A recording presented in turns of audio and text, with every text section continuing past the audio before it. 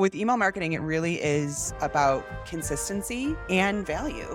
You want your email list to know that when they see your email come into their inbox, they're going to get something, whether it makes them laugh, it makes them think, it provides them some tip, something, they have to get something out of it.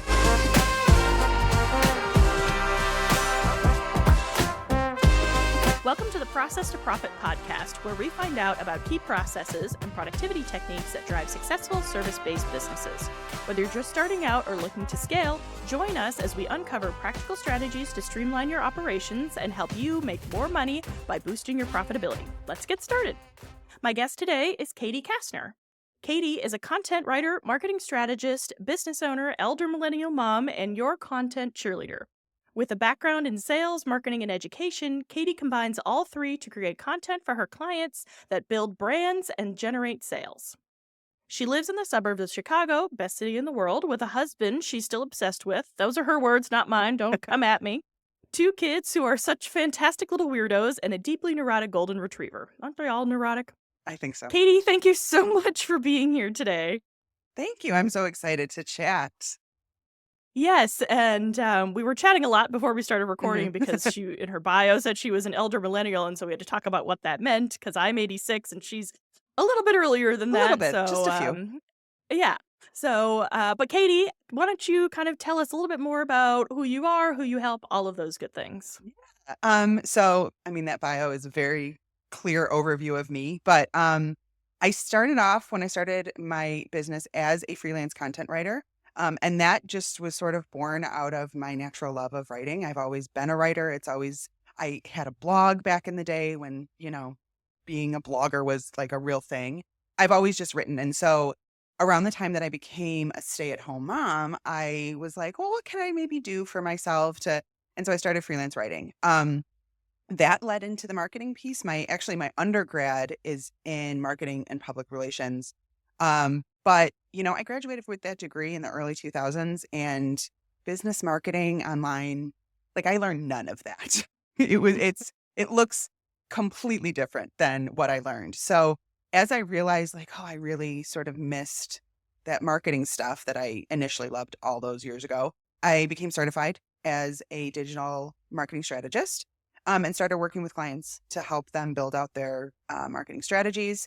I do a little bit of that now. I do a little bit more content writing than I'm doing one-to-one work. I'm also working on a community for entrepreneur moms, which is sort of my this year passion project. But my business is really just a lot of helping women business owners understand the marketing that's going to work for them and the content they can create to reach the audience they want to reach. It's very nuanced and it's very client to client, which I love because no 2 jobs really have been the same, I think. Yeah. Yeah, that sounds great. So you're mostly doing content creation work. What kind of content creation? What does that look like for you and your clients? So my focus is always has always been long form.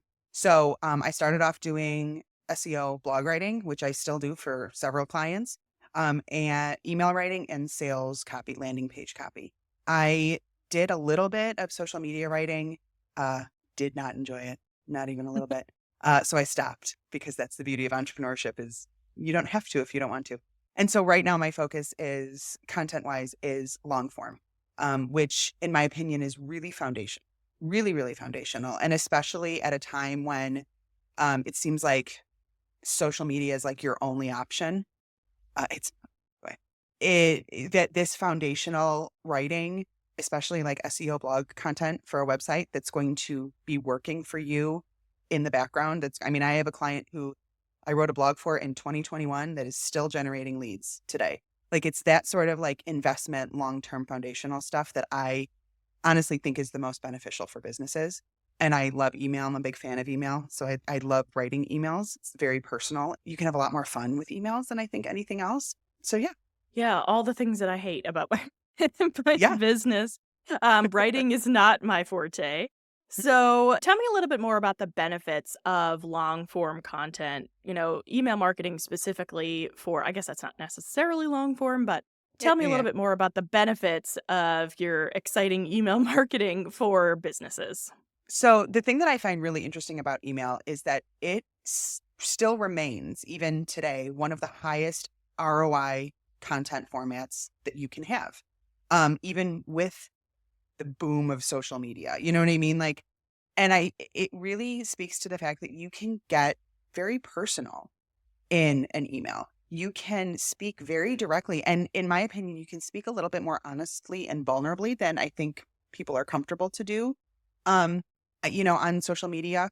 So I really appreciate the fact that in an email, you can get so specific to the needs of that audience that is already on your list. Because if you're speaking to a group, let's say your email list, that's like your audience. They opted in. They wanted to hear from you. So speaking to that audience is like, if you walked into a conference of people, of 3,000 people, because it was a general information conference, okay, cool. Maybe 100 of those people are going to follow up with you or connect with what you're saying. But if you are going to a conference of people that have already said, oh, I like her. I really like what she has to say. I like what she does. This can help me in some way. All that entire audience is listening to you. And I think people sort of forget that when your biggest focus in your marketing is social media, it's like, my favorite analogy is like you go to a big giant lake and you just like throw a bunch of stuff into the lake and then a huge net. And the fish you get are the fish you get. And then you have to sort of like sort through all those fish to to like find your fish. Or you can take very specific bait to a smaller pond or lake where you know that those fish love that bait. Which now that I say it out loud, I feel like it sounds worse than it, like calling like your followers fish. But you know what I mean? Like, it's just the specificity and the really like intimacy that happens in an email. And I think, and a lot of the pushback I get all the time is like, well, I don't read my emails. And I'm like, I get that. I understand. There's lots of emails I get that I don't read. But I also don't opt into email lists that I don't want to hear from that person. You know what I mean? Like, it's really helping your audience understand that hearing from you, what you're going to bring to their inbox is going to be really good for them. They're going to enjoy it. They're going to get something out of it. There's going to be value. There's going to be entertainment. You like me, you're going to love my emails type stuff. And that's hard for some people too. Like you said, that's writing is not your forte. Cool. That's why I exist. Yeah. Yeah. Well, and I would also say that there are a lot of people out there that say, but social media just introduces me to so many people, and that reaches can be so wide. And, I don't love it, but I feel like I have to. Mhm. What would you say to people who feel like they have to be on social media? They have to be posting constantly. They think that that is the only way. I would say let's get a really good funnel onto your email list. I would say then cool, let's take those interested people off of your socials and get them onto a platform that you control. Because the first thing I say, and this, we saw it a little bit this past year with TikTok, is once that content is out there on that platform, technically you own it. Like, I've looked into this. Technically, it's still your content. Okay. But by hitting post, you are agreeing to the rules, the regulations, and any of the decisions that that platform is going to make. And so if you are putting all of your fish into the social media pot and somebody turns off the stove, those fish go bad. There's nothing you can do about it. And all of that effort you've put in and all of the work you've put in, it goes away because you have no say. When you can funnel them onto your email list, which you own, if you are using an email marketing platform or using an email platform, that is your list. You own that list. Nobody can come and take that list away from you. That's security, in my opinion. That's business security. And I do use social media. It's not my main marketing platforms, but a big part of my strategy is taking the people who find me on social, because it's a great visibility platform for sure, but find you on social and then get those people onto your email list so that you can start to build more of that connection and speak directly to them instead of like hoping you pop up on their FYP. Yeah, and I guess how would you suggest people get them off their social and into their email list? Because a lot of people feel like once I start selling, people aren't going to follow me, or people are going to feel like I'm smarmy and I'm salesy, and they're not going to want to read and engage with my content, and it's going to push people away. What would you say to people who think that? Well, if you're constantly selling, then yes. Yeah. And so if you're seeing your email list as just a sales platform, then yeah. And I've received emails like that I have unsubscribed for because I didn't sign up to constantly be sold to. I signed up because I liked you, I liked your brand, I liked your message. The thing about it is once, and I'm a big proponent of like a freebie, a good old download. Like everybody has grabbed a download at some point in their life, a freebie. And part of what I do with marketing clients is, or strategy clients, is come up with really good freebies because we've all downloaded a freebie or a lead magnet that we're like, wow, this is trash. So part of the challenge is really developing something that is simple, that is really valuable, that is really actionable, that your audience can download, use, and get something out of. And then from there, you are going to continue. Part of your email strategy is continuing to nurture, because a nurtured audience, when you then decide, okay, I have something to sell, they've already bought in. They know you. They understand that you're not always selling to them, that you're speaking to them, you're sharing with them. You really have to look at it as a relationship. That's always been my answer. It's like, if you're going to sell all the time, okay, yeah, then that is a concern. But a really solid email marketing strategy does not include constant selling, in my opinion. Well, just to clarify, that's not my email marketing strategy. I just like to play devil's advocate when I No, I ask these appreciate it. I questions. appreciate it.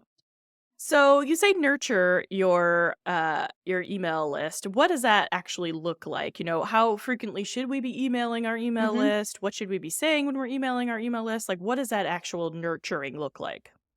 So that will look different from person or from business to business. I have clients who send one like really juicy, meaty email a month. It's a newsletter. It's packed with stuff. And they do it once a month. And that is beneficial to them, to their business. Their audience also knows that once a month I get this great newsletter. I have clients where it's every other week. It really depends on the cadence that you can keep up with, especially if you're doing it yourself. If you haven't outsourced, if you are the one who is creating this content and putting it out, you have to find a cadence that works best for you. The only stipulation I'll make is that it is consistent. So if you say you're going to hear from me every 2 weeks, please make sure that they hear from you every 2 weeks. That's trust building. That's really building that brand trust. And for me, I'm a big fan of content repurposing. It is one of the easiest ways to like bang for your buck. And also too, for example, my summers are nuts. I'm a mom of 2 school-age kids. My business, everything is designed to sort of slow down in the summer. And my email list knows that. I let them know, like, you might hear from me like maybe 3 or 4 times over the summer, but don't expect the every other week or weekly that you normally do. So setting up that expectation is part of it. I love threads. I use threads a lot. So if I go back through It's how we found each it's other. how we found each other, actually. Yep. So I will go back through my threads and I will see like, what is a thread that got a bunch of engagement? Let me talk about that. There's some value there. There's a lesson there. I can share something. I can connect back to a piece of my own business. But with email marketing, it really is about consistency and value. Like, you want your email list to know that like when they see your email come into their inbox, they're going to get something, whether like it makes them laugh, it makes them think, it provides them some tip, something, they have to get something out of it. And this is really where I have shifted, especially in the last year. I did it in my own business, and I encourage clients to take a little bit more of a low social approach. I'm not a hater on social media at all. Threads and actually TikTok are my 2 main platforms for very specific reasons that work for me and my business. But if you are somebody who, like you said, there is that feeling like, oh, I just have to keep posting. One, I sort of look to the fact that we've sort of been trained that social media needs to be your biggest invest. Like if you're not killing it on social media, it's not working for you. I don't think that's true. If you can get a strategy in place that has a social component, should have a social component, every marketing strategy should, but needs to be sustainable and doable for you and your business. Especially, like I said, if you're somebody who's doing it all on your own, if you don't have a content writer, if you don't have somebody doing your socials, it has to be something that feels manageable. So the first thing I tell my clients is, what is the platform you hate? Like, what is the platform when you think about, like, I would rather chew glass than create content for that platform? We are going, TikTok. That's what it is for me. It's see, TikTok. I've never even downloaded it. then we're not even going to discuss it. Either I'm going to take you off of it completely, or it's not even going to become part of your mix. Because if you hate it, I actually just made a TikTok about this. If you hate it, you're not going to be consistent. It's going to feel like a chore. And when you are marketing yourself on top of running a business, you don't need that to feel like another chore that you have to do. So for example, I really don't like Instagram. It's I talk about this too. I have this sort of like, we're old college roommates. Like, we used to be really tight and best friends, but we've just grown apart and we're very different people and we don't get each other anymore. And we've just gone our separate ways. That works best for me and my business. I am a text-based girly, always have been. So I love threads. I love the sort of spontaneity of threads. I love the conversations that happen on threads. I'm also a former theater kid. So propping up my phone and hitting record on TikTok is so easy for me. But I've worked with clients who are like, I'm struggling on TikTok. And I'm like, well, then we're going to take you off, because that struggle comes across in your content. Yes. And Yes. we are going to decide based on you, your capabilities, your bandwidth, where your audience is, where we're going to, which social platform or platforms we're going to focus on. Because that's the other thing too. I think, TikTok became like the thing. And I've worked with clients where I'm like, your audience is not on this platform. This is a waste of your time and energy. Let's figure out where they are, and then sort of reverse engineer your strategy for that platform. So for example, right now, my marketing strategy is my podcast. Because again, I think ex-theater kid, just being able to talk, conversation, and just is like my favorite place to be. So it's my podcast, it's my blog, because that has always been a foundational traffic driver for me. Threads and TikTok. That is my, as I call it, marketing mix. That's what my mix looks like right now. And not everyone's mix is going to look like that, because not everyone is me or my business. And I think that's the other thing that I really encourage. I talk about it a lot on TikTok. I talk about it with my clients. We have to decide what works best for you. The blueprint for somebody else, we cannot just like take and apply to your business, because they're not you. They don't, it's like, like, we're not the sisterhood of the traveling pants. Like, this is not a pair of jeans that everybody, I feel like that's such an elder millennial reference. It really is. It is. Not elder necessarily, because I know But that one yeah, I too, was going to say, it is a very millennial reference. Yes, it's definitely a millennial reference. But it, Sorry, I referenced Friends the other day and then realized that I've never actually watched Friends, but it's so in the lexicon that I know the references. Yes. It is. But it's kind of that idea that one size does not fit all. There's foundational basics that you need to know. You have to understand your audience. You have to understand your core message. You have to understand your business really well. You have to understand the audience you're trying to reach really well. And then we go from there.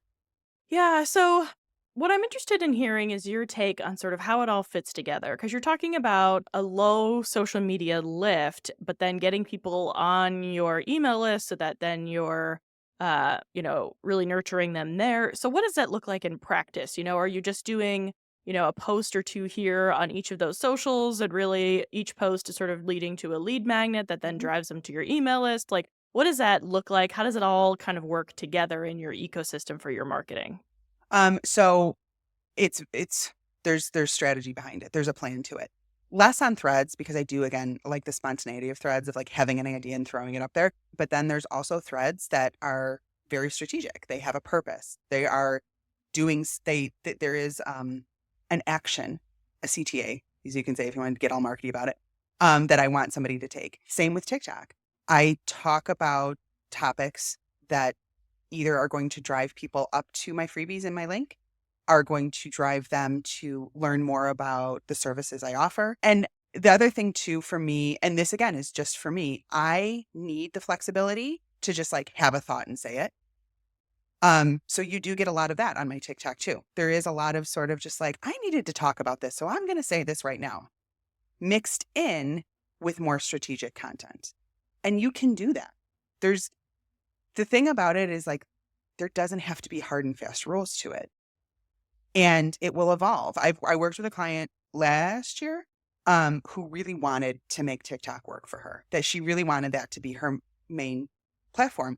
But a lot of what she was putting out there was just sort of like throwing stuff into the wind, throwing stuff into the wind. And one of the first things I said to her is like, I mean, it's good, but like, I don't know what to do from it. Are you trying to build familiarity? Are you trying to build trust? Are you trying to build your authority? Are you trying to drive viewers to your lead magnet? Are you trying to drive them to, book a call with you? Or, like, what are you trying to do with that piece of content? Because there is a time and place for relationship, building, for brand Mm-hmm. building, for helping your audience understand this is who I am, this is what my business is. But I think finding that balance is really important. So for example, right now on TikTok, I post 3 to 4 videos a day, which is very doable for me. For other people, that's terrifying, and I 100% understand it. So for me, it's 3 to 4 videos a day. I do one that's like very sort of just like personality, brand building. This is who I am. Right now, as I am starting to, or getting ready to launch, it's called The Haven. It's a community for entrepreneur moms. I have a piece of content that is about The Haven that is sending viewers to a link for that. I have a piece of content that is about small business marketing, something under that umbrella. And then I have a piece that is more about content creation, that umbrella. So I know every day, like these are the content pillars or content buckets that I'm going to touch on and for example, as I'm coming closer to the launch of this community, that the content that I'm recording on TikTok is going to get a little bit more specific and a little bit more topical. But I think really the biggest thing is knowing the point of that content, especially if you are a business. It's another thing if you're just a content creator, but if you are a service-based business, that content has to have a plan. It has to have a purpose. And so a couple times a week, I am talking about downloading this lead magnet. A lot of times if I want to do sort of like a big email push, the content will be around what you get when you sign up for my newsletter. Like, this is the stuff I talk about. This is the stuff that's going to end up in your inbox. Same thing, email inbox. I sound so old. But, but yeah, so it's really about, and that's what having strategy is just like knowing what you're going to do before you start doing it. And I think a lot of times, especially if you're doing it yourself, and that's the women I work with are women who are doing their own marketing and content creation. You got to take the hard out of it, the complicated out of it. It's really simple. If you know your business and what you offer, if you know the people that you're trying to speak to, and you understand their needs, their challenges, what they're striving for, and you understand how you serve them, it's just talking about that.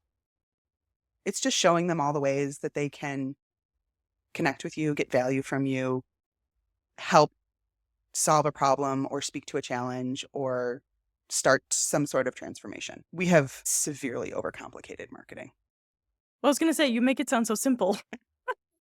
And the execution of it, I mean, right. The concept is simpler than execution sometimes.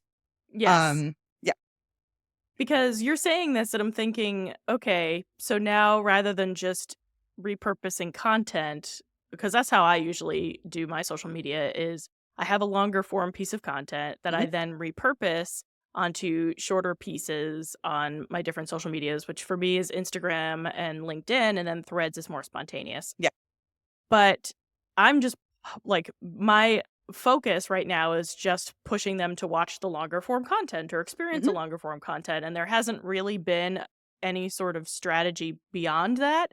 So, how would you recommend someone who's sort of just trying to, like you said, they're probably a solopreneur, just trying to like get through the day and Mhm. do something? Mhm. How would you recommend they start figuring out what their strategy should be or how they should be breaking down their content or where they should even be to begin with? I mean, I know you talked about you should only be on places you actually enjoy, but like I don't love Instagram, but I'm on it because I feel like I kind of have to be and it's somewhat easy to create the content. So Mhm. how would you recommend people sort of get started with thinking more strategically around the repurposing of their long form content? Yeah.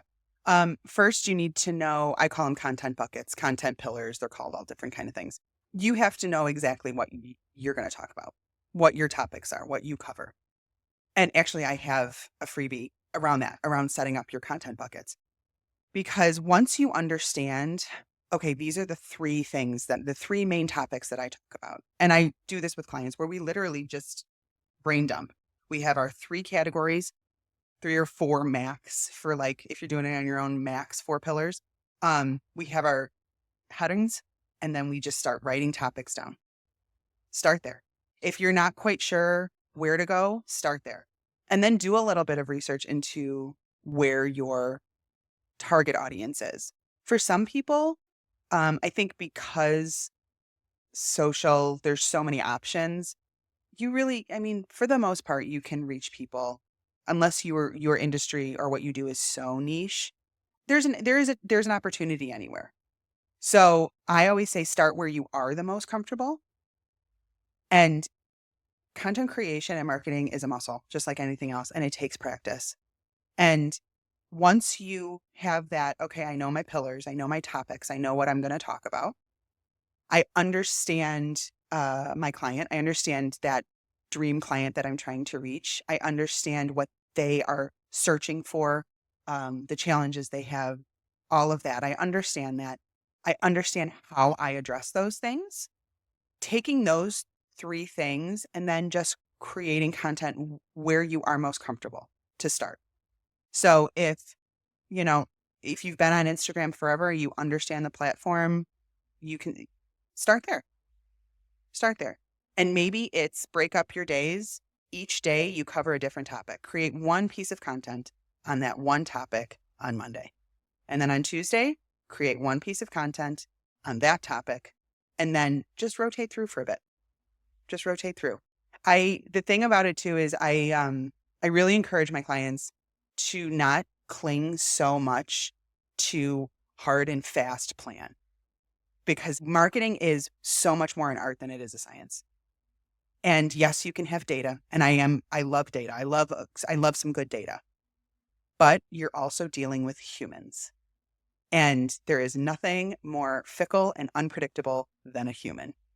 And so there is going to be some trial and error. There is going to be, like, if you go back, especially on my TikTok, back when I first started almost 2 years ago now, some of that content was like, are you, who are you talking to? Like, what are you doing? Because it took a little bit of time for me to really like get my practice in, refine my message, tailor it to that platform. It takes some time and practice. So you have to have some grace and patience with yourself and flexible expectations. Because you might get into a flow and you're doing it for a couple of months and you realize this isn't doing what I want it to. Okay, well, we change it up a little bit. Maybe we get more specific with our content pillars. Maybe we get a little bit more focused. Or maybe we've recognized that this platform really isn't the best platform for me. So let's try something else. Let's pivot a little bit. And that's okay. What I've noticed is there's a lot of fear around doing it wrong when it comes to social media.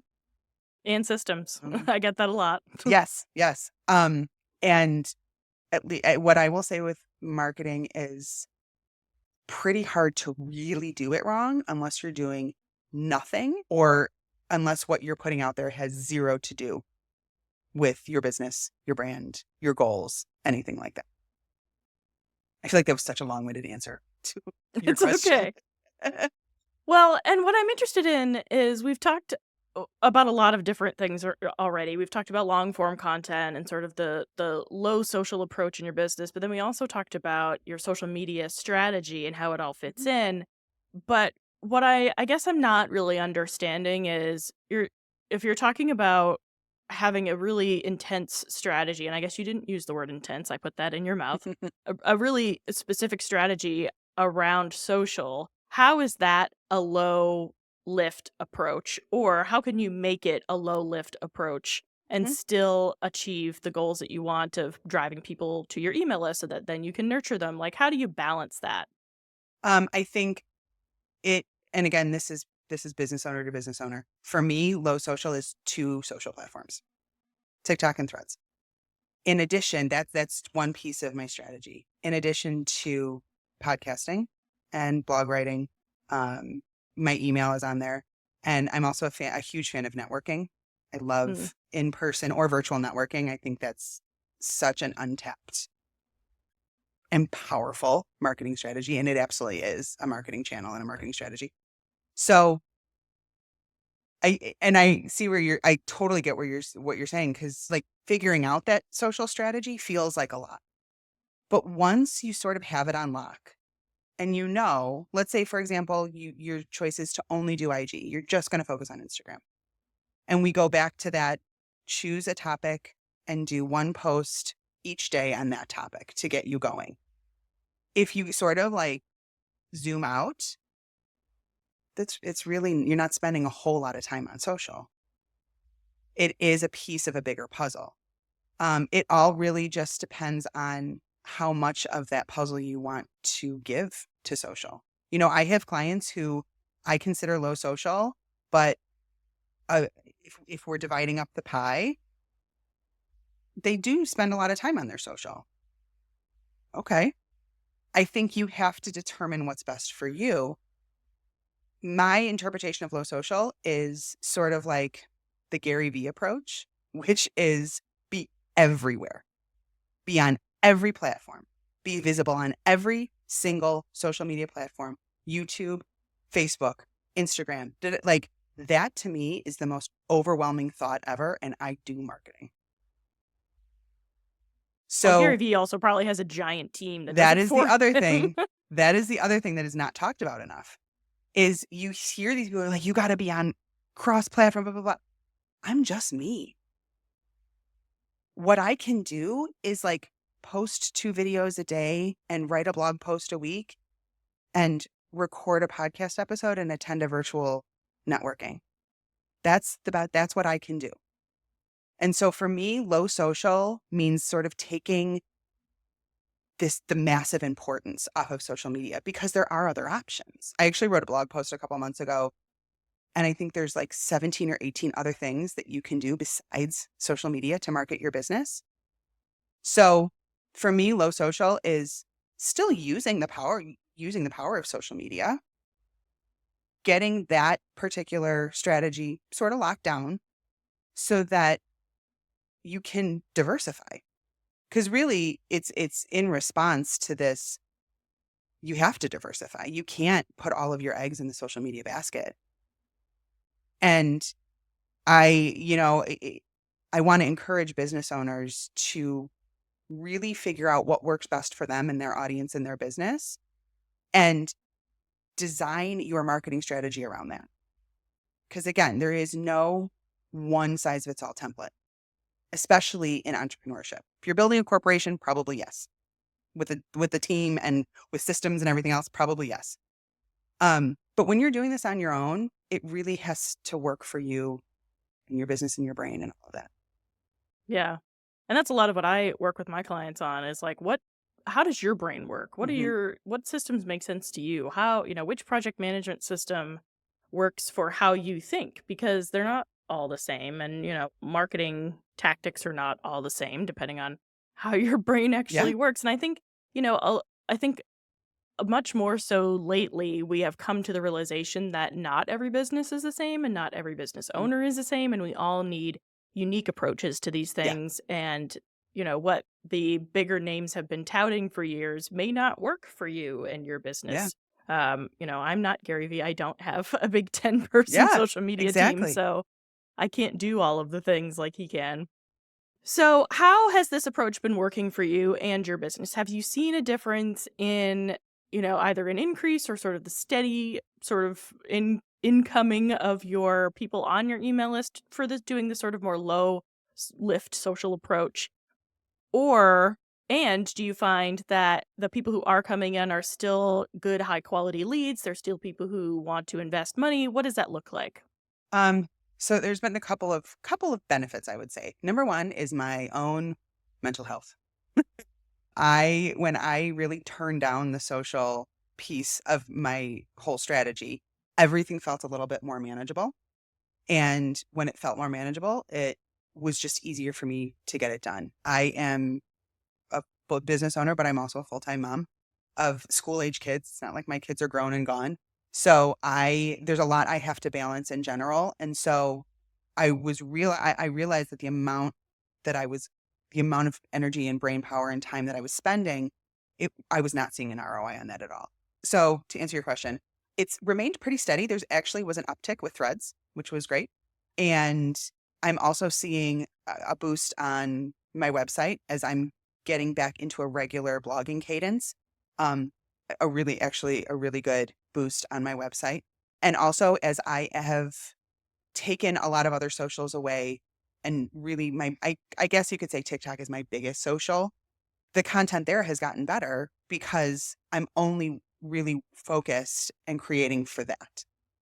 I'm not thinking about how am I going to turn this into a reel on Instagram? How am I then going to post this to a YouTube short? It's too long for that. But it's quieted my brain quite a bit and it's been really beneficial for me to really hone in and focus on that message that I'm trying to get across. So just I think across the board, it's been really good for me and my business. Again, you might be somebody who loves social, like you love everything about it and you love that. That's great. Like that's one of those things where that is where your genius lies. I love that. Follow that. But it comes back to understanding what's best for you. Truly. Yeah. Yeah. Well, Katie, thank you so much for talking today. Before we wrap up, if you could leave our listeners and viewers with one piece of advice, either reiterating something you've already said or a new piece of advice, what would that be? Grace, patience, and flexible expectations. Running your own business, entrepreneurship, solopreneurship, it's a long game, and it's so much more mindset than I ever realized when I first got into it. And so it's something I tell my clients a lot. It's something I tell my kids it all the time. Like, you have to understand that it's going to take a little bit of time and you're going to mess up and you're going to have to try again. And, the expectations you set have to be well aligned to you. And then you have to understand that sometimes you might fall a little bit short and the expectations have to pivot. But I have done it myself where the harder I beat myself up about something, the harder it is to want to keep going. So grace, patience, and flexible expectations. All good things to keep in mind. Mm-hmm. Well, again, Katie, thank you so much for being here. If people want to get in touch with you, I know we talked about all your socials, Yes. but where's the best place for them to reach out to you? Actually on Threads. That's definitely where I am the most active, on Threads. And then that if you wanted to chat with me, it takes you to my Instagram DM, which is great because it's really the only reason I get on Instagram is to chat in my DMs. But you can do it there. That would be perfect. All right. And I know you already mentioned one freebie, but did you have a free gift specifically for our audience today? I did, but actually, since we talked about the content buckets, there is a freebie all about like setting up your buckets and really like laying out that basic content bucket strategy. And that is free in the link. All right, great. I will put all of the links to your socials and your content bucket worksheet in the links below and in the YouTube description.